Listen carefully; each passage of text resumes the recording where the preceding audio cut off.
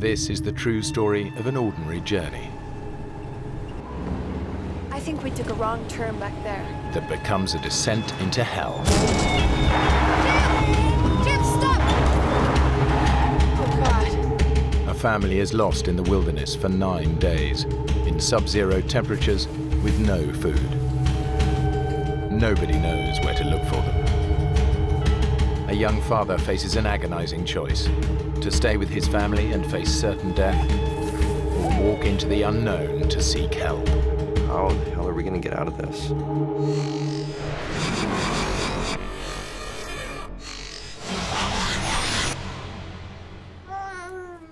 Okay, tiny bird. So, gonna go on a big, long trip. Can you grab that? Hello?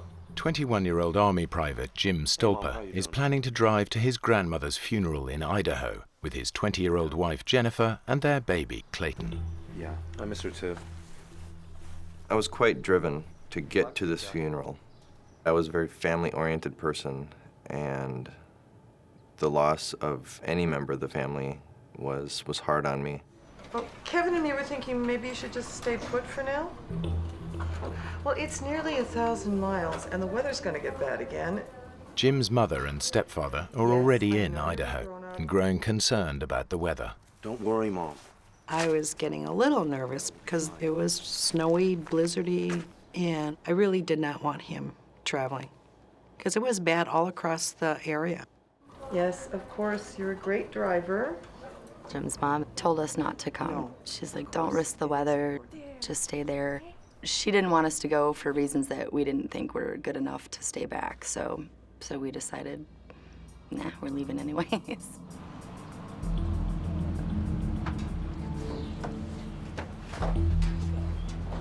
Poor Clay. He's gonna be stuck in this thing forever. What is it, like a 13-hour drive? He'll sleep right through. Isn't that right, little boy? Are we good?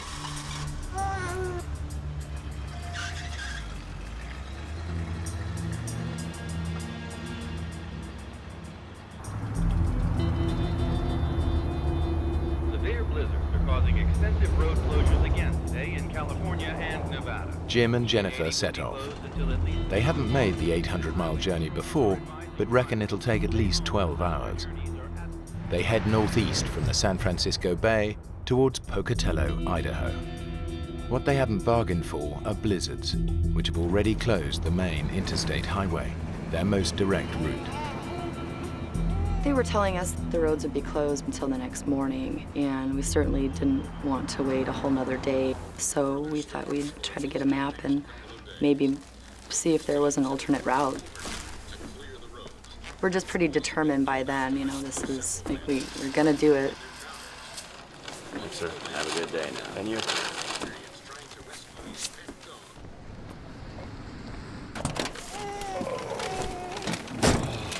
Great. Okay, so blizzard's right here. The I-80's closed. Okay, let's go north and cut across east, which takes us onto the I-140 right here. All the way to Pocatello. We just thought, okay, here's where the roads are closed. This is the main part of the storm. Here we go. Let's take this road that goes way up and around it to try to just go. That's what we thought we were doing, was going around the storm. Little do we know it had already been through there and dumped a lot of snow on the ground.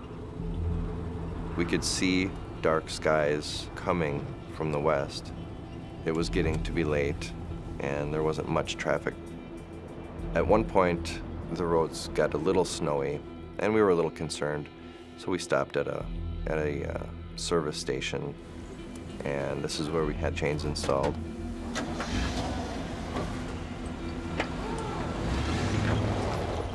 We had planned to call and let my mother and stepfather and family know that we had taken this alternate route. We didn't have a cell phone, so we looked for a payphone. Damn it.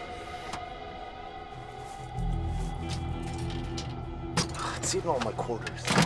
We knew that my mother would be worried about us. So we were disappointed we couldn't call. but we were also relieved that we weren't adding to her grief at the moment.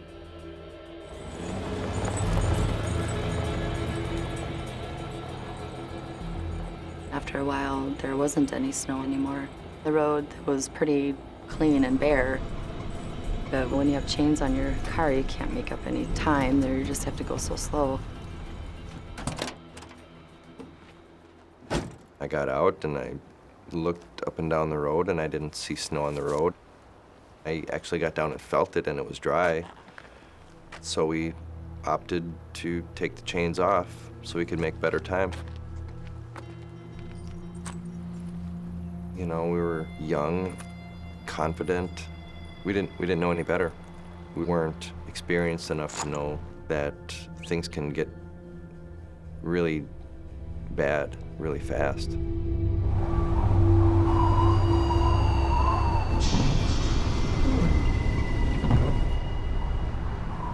There was snow back on the road by this time. It was like getting pretty bad.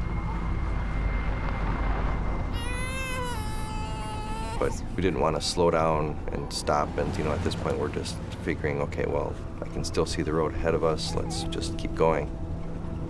This is a very minor road. We shouldn't have been on the road in the first place, but the sign that declared the road closed was buried in snow. The road was covered with just unbroken snow, and we were making the tracks now. Where the hell are we? This map makes no sense. This is weird. It's totally deserted. Wait, you know what? I think we took a wrong turn back there. Jim! Jim, stop! Jim, we're in about 2 feet of snow! Jim, stop! You're making it worse! Jim, stop! Jim, stop!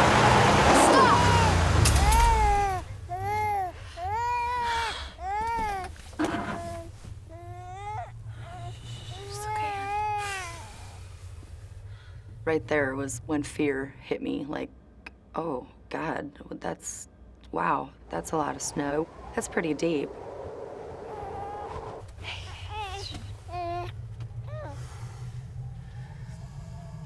It took a while to really figure out what really had just happened. I can't believe this. What is this stupid road anyway? We were a little concerned, but people get stuck in the snow all the time, and it's not that much of an issue because there are other people around to help. Oh, we are going nowhere tonight. So we decided to just wait it out and hope for somebody to come along and help us. Look, honey, we still got plenty of time to get to Idaho. If we don't freeze to death first.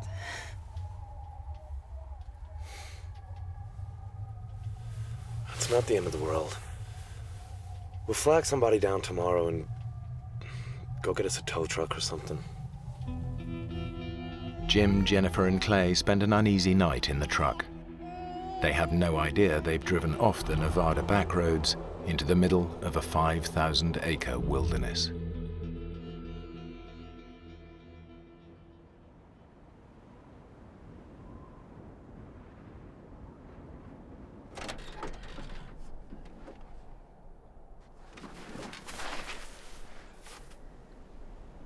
Oh, God. Holy shit. What is this place? There's nothing.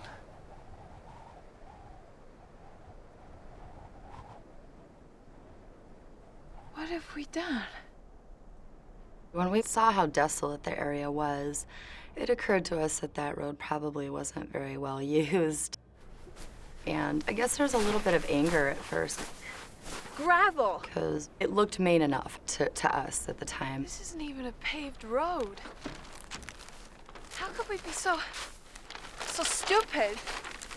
We didn't know really where we were. Look. But the last town we had passed through was well over 50 miles.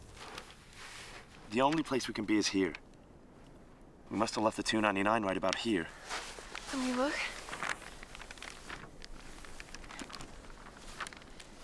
Wildlife refuge. God, it's huge.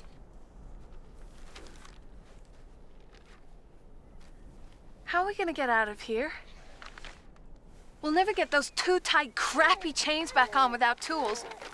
To make us feel like we were doing something to help the situation, we decided to try to dig the truck out. So pretty much all day long, that's what we did. The wind was blowing. The snow was really dry, so as fast as we could shovel it out with our hands and cups, the wind was blowing it right back in our way. There was so much snow underneath the truck, in front of it, behind it. We really couldn't get it moved at all. This wasn't the answer. This isn't how we're going to get out of this. But we were still kind of hopeful that somebody would notice this truck in this location or drive by, or if a plane flew overhead or something. We decided to stay with the truck. We spent time getting cozy, using clothing and towels and whatever we could find to plug up any areas where cool air was getting in. Every now and then we would turn the truck on and get the heat going and listen on the radio for any news of a search for us, but we never heard anything. F for fries. No. Just decided to kill the time by playing hangman and 20 questions. M. No. Oh, man. The food issue was always right there. C for chocolate. Oh, God, chocolate. Hunger wasn't quite as bad as being as thirsty as we were. Okay. Surviving on very dry snow. D. A D. No. You are dead. Man.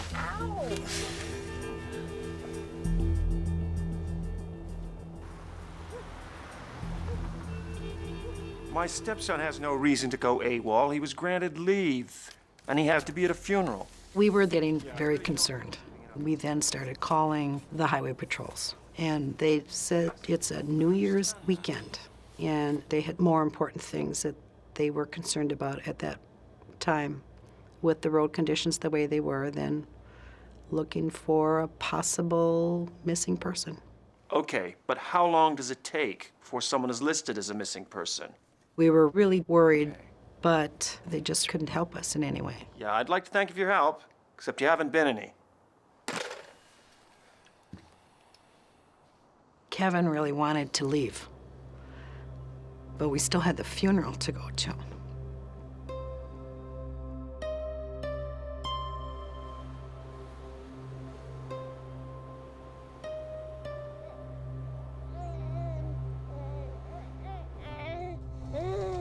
Clayton was breastfeeding still, and we were just introducing solids into his diet. The little bits of baby food that we had left, we tried to ration to him in conjunction with breastfeeding as best we could. You want some fruitcake? You should eat, you know. We should have brought some real food. We had crumbs of this bag of chips and a fruitcake, which Jennifer didn't eat. She didn't like it and didn't want it. So I ate that, and that was all we had as far as food goes. We left my sister's house, left a note on the door for Jim and Jennifer just in case they would show up, to give them directions on where the church was and hoping that they would make it there. And we had to go to the funeral. Kevin and I had already packed our things the night before because Kevin needed to get back to the Bay Area. I'm so sorry to rush off, Jean, but we have to get home tonight. Kevin's gonna get some of his TV buddies to help us find them. Hey, everything's under control here. So we headed back to California. Kevin had contacts there because of his background in cable television, and he knew if we didn't get the media involved, it would be just another missing person that no one ever knew about again.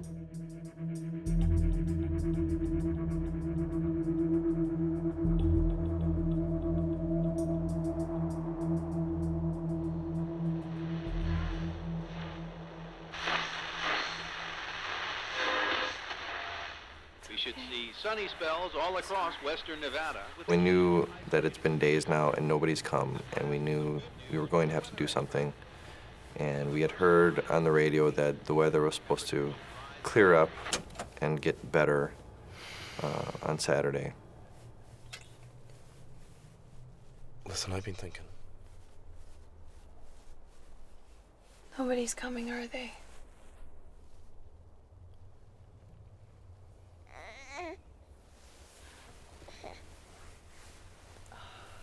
We can't just sit here and starve. And if the weather's gonna break, then we could walk. We could make it to the highway. How far do you think, Jim? Well, there can't be anything for 50 miles back the way we came. But if we go this way to the I-140, it's, I don't know, 20 miles? How long will it take? If we leave early tomorrow, we could be there by nightfall. If the weather guys are right.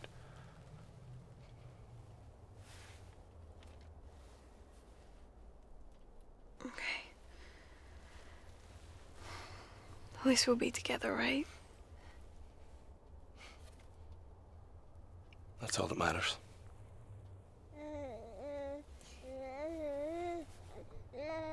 We should maybe write something. Just a note to whoever might. You know, just in case.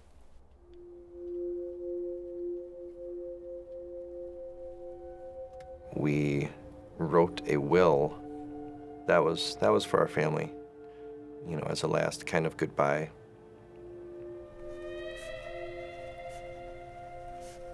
Mostly just apologies, really. Like, just really sorry that we put our parents through that, and that if this is how it turned out, you know, just to know that we're happy that we were together, and, you know, we loved each other, and if that was what was going to happen, at least we were all together for it.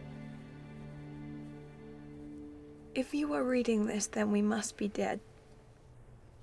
Don't be sad. We tried our best to make it, but God must have wanted or needed us sooner than we thought. Our biggest regret is that we've lost time together. We honestly can't give a justifiable reason as to our whereabouts when this occurred. We were just determined to make it all the way to Idaho so you would quit worrying about us. Please cremate my body and bury Jim in the Forest Hills Cemetery by his grandfather.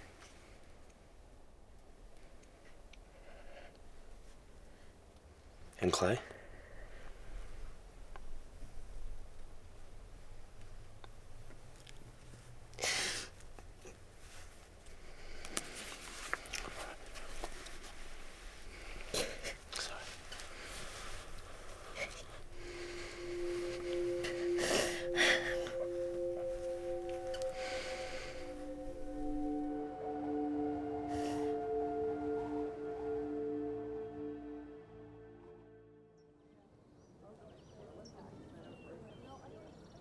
Things started happening quickly once we got home.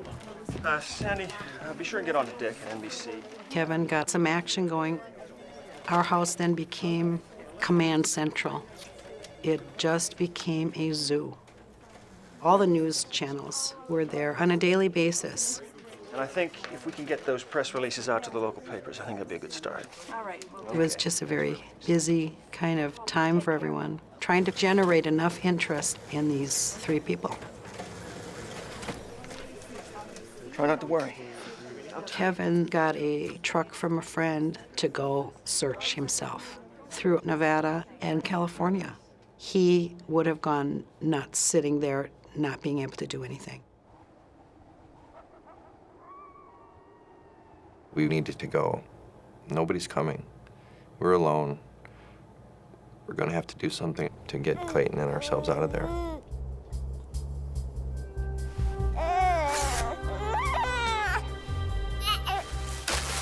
We knew our shoes weren't waterproof, so we each put on some pantyhose, a couple of layers of socks, and we took the plastic from the dry cleaner bags that clothes were in to hopefully keep out the moisture.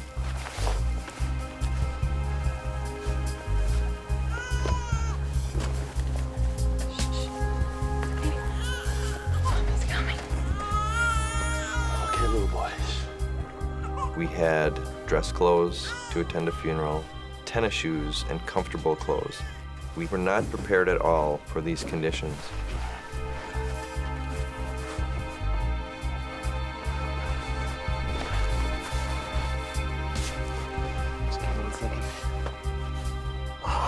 Clayton had a little sleeping bag of his own that we nestled him in. And then used the adult sleeping bag kind of as a cushion and put him inside this garment bag to keep him sealed up from the cold and the wind. Okay, little boy. Honey, it's gonna get a little cold, but Mommy and Daddy are right here, so if you need anything, you just say, okay? Good boy. I was a little worried that he might freak out being in the dark and everything, but that kid was, I don't know, it's like he just knew. He just really knew what was happening. He was just really calm and okay with it.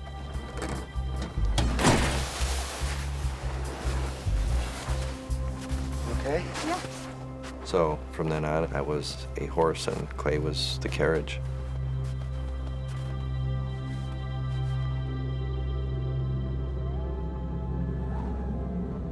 Dragging a 4-month-old baby 20 miles through the snow in search of a highway is a huge gamble. But it's Jim and Jennifer's only hope.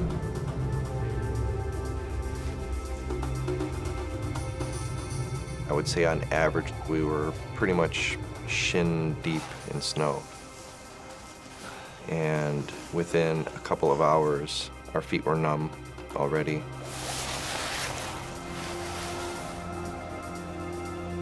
We were getting very thirsty, so eating snow was a full-time thing.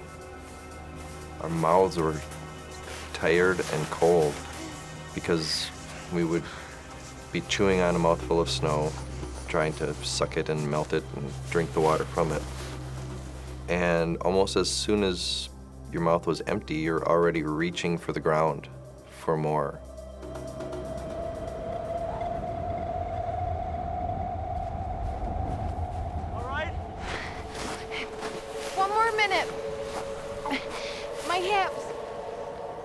We never really had to stop because of Clayton. Mostly Jim would have to stop for me. My hips were really sore. It was hard walking in the snow.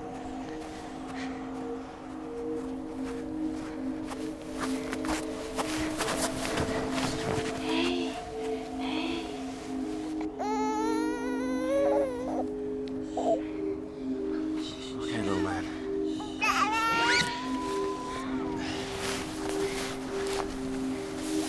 I wanted to get to help, but I also had to keep in mind that Jennifer was lagging behind and was weakening by the hour. So I had that on my mind, and dragging Clayton behind me was tiring me out. Finally, we saw there was a big hill, and that was a long, long walk to get up there. Just give us a second. We were both just exhausted. I was just over the hill now. Okay. We were so sure this highway we were looking for must be just beyond. At the very least, from the top of this hill, we'd be able to see it.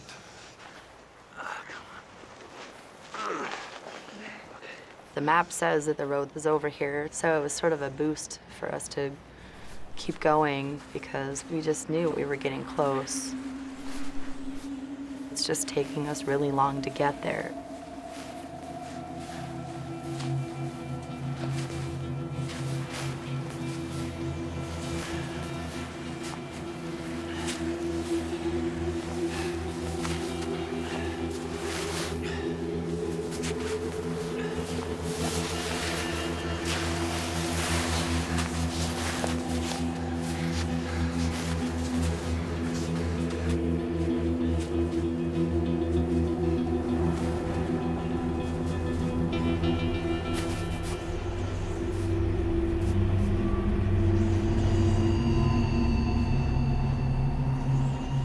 The road that we were looking for was not here. We were heading in the wrong direction or something, because there's just nothing.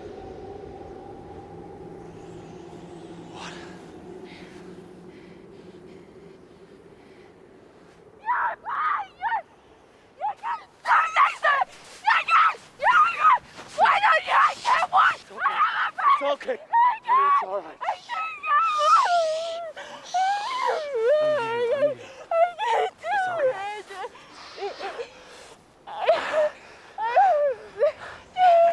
Honey, listen to me. Look at me, listen. We know there's a town back the way we came. We just follow our tracks back, okay? I'll follow the tracks, okay? It's all right. It's all right. After my total freak out, we just pretty much realized that's what we're gonna have to do now. We were just gonna have to turn around and go back, miles and miles to the truck. I can't. Yes, you can, come on. I got you. Ow. All right. All right.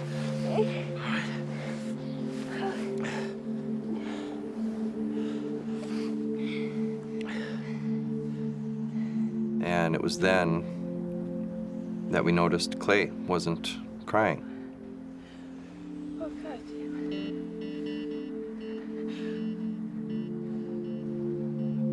That was scary because every time we stopped, he would cry.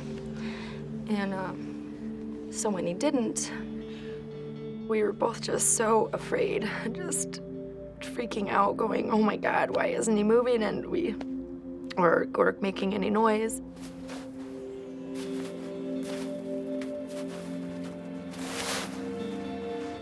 Neither one of us wanted to unzip it to see. And we just sort of just kept looking at each other going, oh God.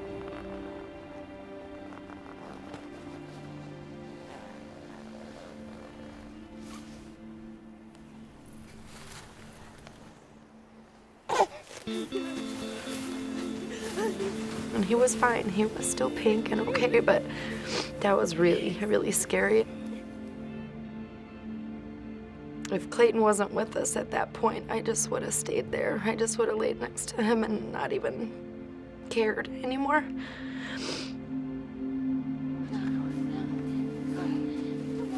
After that, just having that fear that that could have happened really made us determined, so we packed up and turned around and started walking back. The family has come within 12 miles of the highway. The nearest town back beyond the truck is 60 miles away. Hi, it's me. Anything to report? No. Look, I just need you to map a new sighting for me. I'm in a little town called Whiting, Nevada, and I've got a storekeeper here who thinks he might have sold some maps to a guy who matches Jim's description. Okay. By this time, we were getting information from people who thought they'd seen them. He thinks they might have headed to Reno. They had seen them south, they had seen them north, they had seen them along the highway with some strange person. And that horrible thought of maybe them being abducted came to mind because one of the callers had kind of suggested that maybe they had run into some bad situation Television executive Kevin Mulligan is following a trail of clues that he hopes... By that time, the Highway Patrol, the police, everyone had realized that these kids had not just run away. They were really, truly missing, and we may never see them again.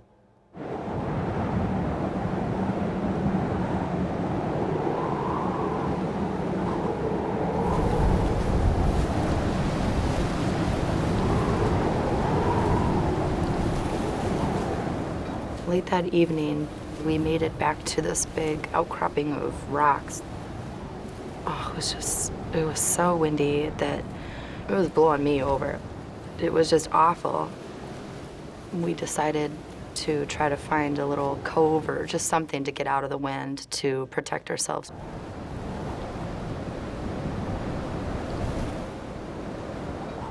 We just used a sleeping bag and just threw it over the top of our bodies. Our feet were mostly exposed, but got as warm as we could and kind of slept for the night.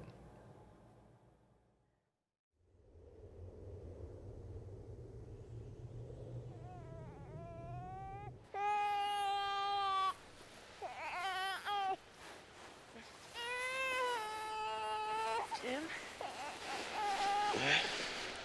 Can you hold Clay? Sure. There you go. Hey, little man. Okay.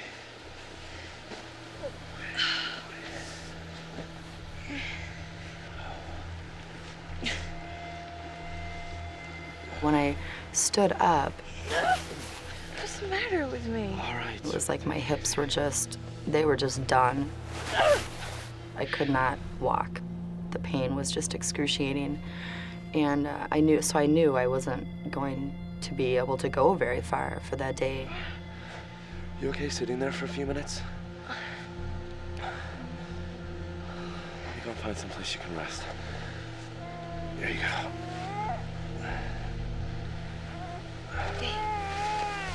Okay.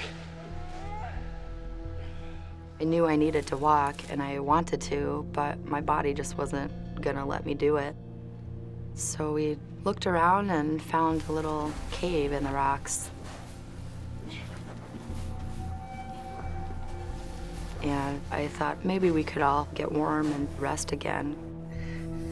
Are you okay in there? Sure. I was thinking, here we are in the middle of nowhere, now farther from the truck, no food. How the hell are we gonna get out of this? Come and see for yourself. Honey, I can't. I need to go on alone. You and Clay can stay in here out of the cold. We said we'd stay together no matter what. I need help, Jen. I have to keep going. Please. Please don't leave me alone. What if you don't come back? I told her of the plan for me to continue on, and she broke down crying, knowing that we were going to be separated now. I think deep down we both knew that it was the only thing we could really do. I didn't want him to do that. But I understood where he was coming from, but I didn't want him to go. I thought that separating would probably be the worst thing. Please, Jim, please. I'll be back.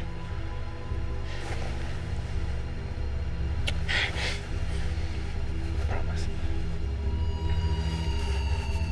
We kissed each other and told each other we loved each other, you know, just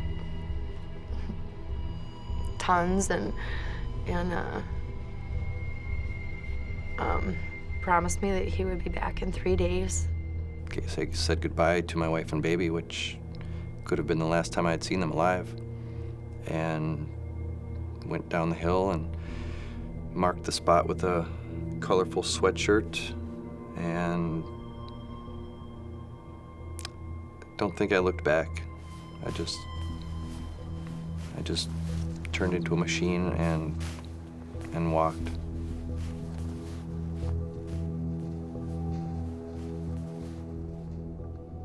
It was Very, very frightening to watch him walk away. Very.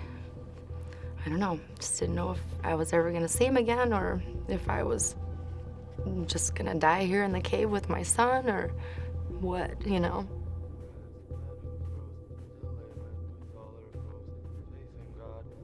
This was a seemingly never-ending task.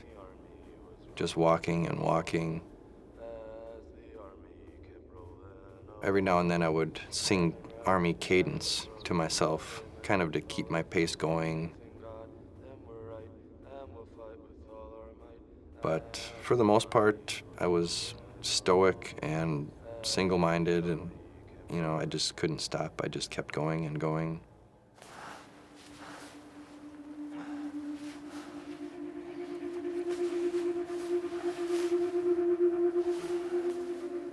Periodically, if I found an area that I could get out of the wind, I would huddle down and maybe let my eyes close a few times and just try to relax a little bit.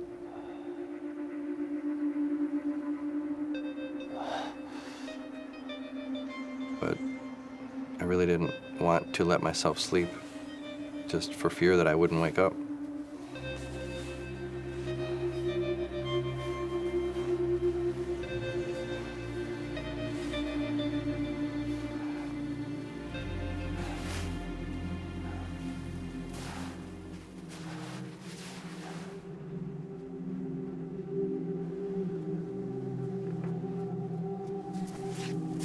I did the best I could with keeping Clay hydrated. I just, you know, breastfed him as much as possible. But I really didn't think that I was producing much milk for him. So then that's when I started melting the snow and sort of, you know, spitting it into his mouth. He drank it too. I mean, he wanted the water in him, so like a little baby bird.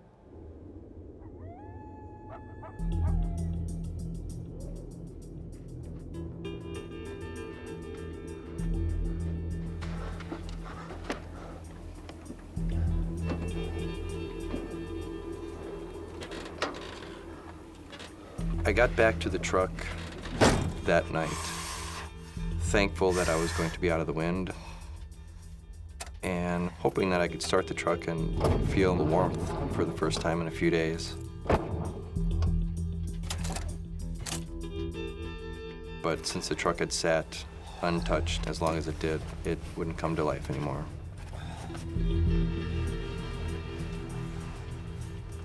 And I just laid on the front seat and went to sleep.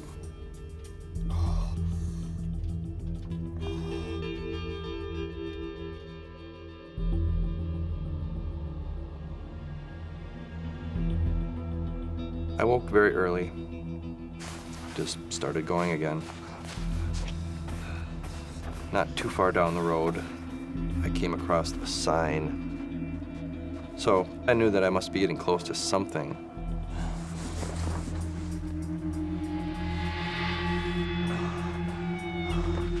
When I saw that it said 51 miles to the nearest town, that seemed almost impossible. I was thinking, you know, with no food, barely any water, no real rest, how am I gonna walk that far?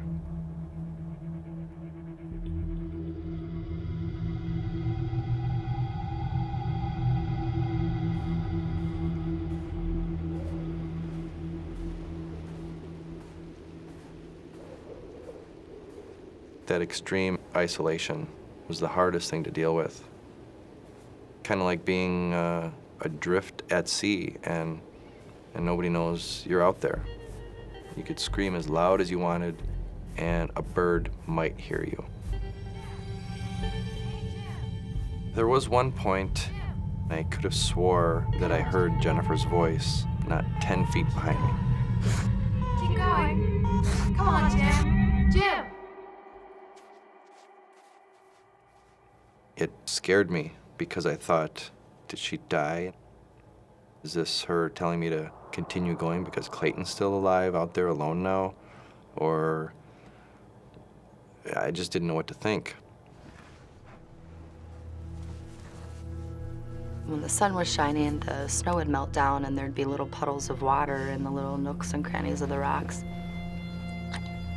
And I thought that maybe if I took a cloth belt, I could like suck on that to get water, anything just to get fluids in me.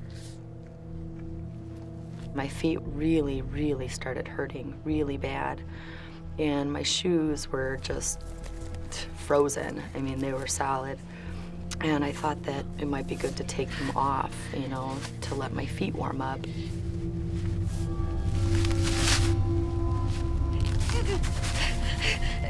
When I saw them, my feet were black and blue and really swollen, and I had never seen frostbite before, so I didn't really know that that's what it looked like. They started hurting really bad as they were thawing. I actually put them back in the snow to numb them back up again. I just wanted to make the pain go away, you know.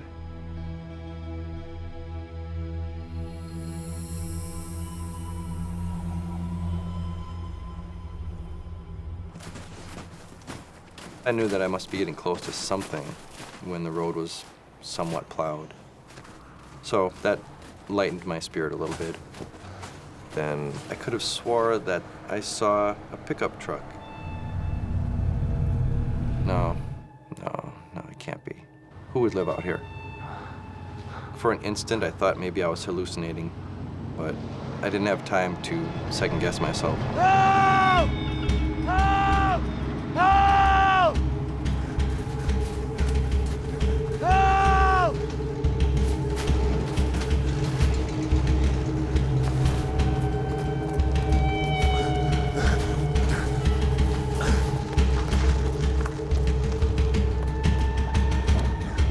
Listen, my wife and baby are out there. I blurted out everything that had just happened, and this grizzled-looking, middle-of-nowhere living man, Dave Peterson, looked at me like I was just crazy.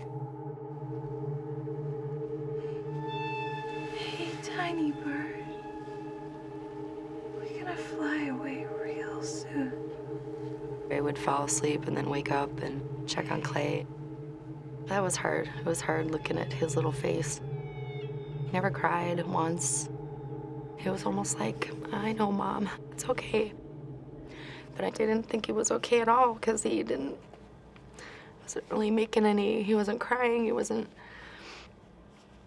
it looked like he was slowly dying, is what it seemed like, because he just wasn't doing anything, just laying there.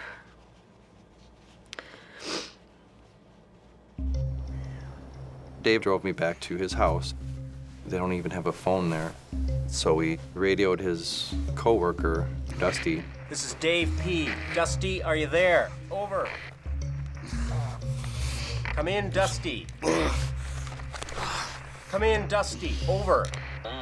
Dusty said that he would be on his way over to help. Cave's over to the right by the ridge. Blue sweatshirt's on the tree. Dave and Dusty were the perfect people to go there and find Jennifer and Clayton because they know this area better than anyone. For me now, it was just a waiting game. We got a call, and the first indication that something was going on was Kevin's assistant held up her hand to quiet everyone. Hello? What? They found Jimmy. And of course, everyone in our house just started jumping up and down, yelling and screaming. Oh. But then we heard I see. Jennifer and the baby were not with him.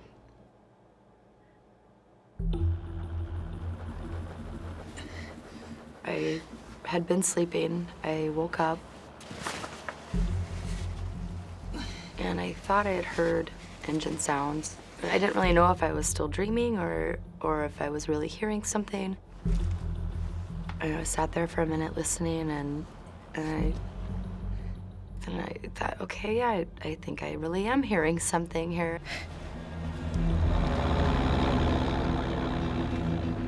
And then that was when I saw the big bulldozer that was in front with the flashing light.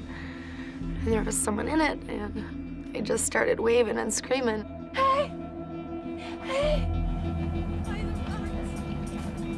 Help! It was really, it was amazing seeing those guys, you know, coming up there. And I've never been so happy to see two people, just strangers, in my entire life. I had Clayton in my arms already. I was just so anxious for them to come up there, and I just gave Dusty Clayton right away, and I knew he wasn't, you know, doing really well, but... Is Jim okay? They said, yeah, he's okay, or we wouldn't be here. And I couldn't walk, so they had to carry me down the hill, and I felt really awful that they had to do that, and I looked awful. My hair was a big rat's nest, and I just kept apologizing to them. I'm sorry, I stink. Oh, and I was just so thirsty. I just begged, just please, do one of you guys have something to drink? And Dusty had an orange in his lunch from work. Thank you. Oh, it just looked like heaven. I mean, it was like, oh, an orange flavor. I gave some to Clay, right? Just stuck the little wedge, like, right in his mouth. He just really started sucking on, nursing on it.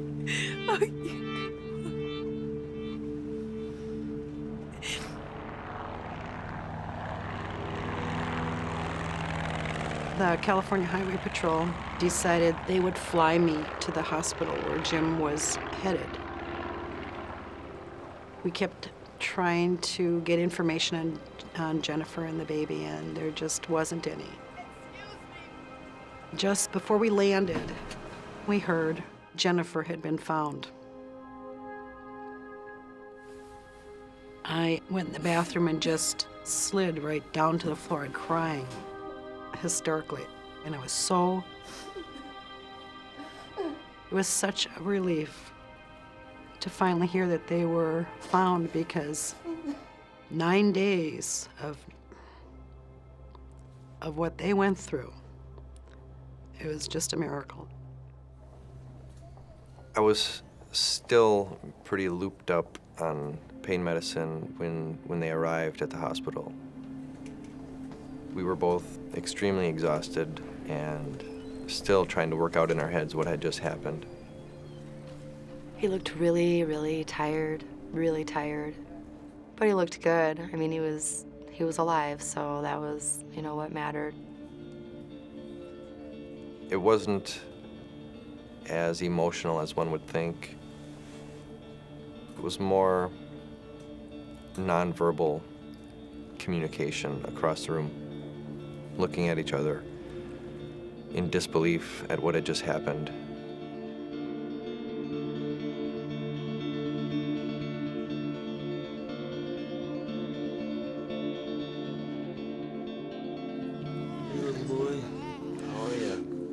They told us Clayton was really, really dehydrated. He had a really bad diaper rash.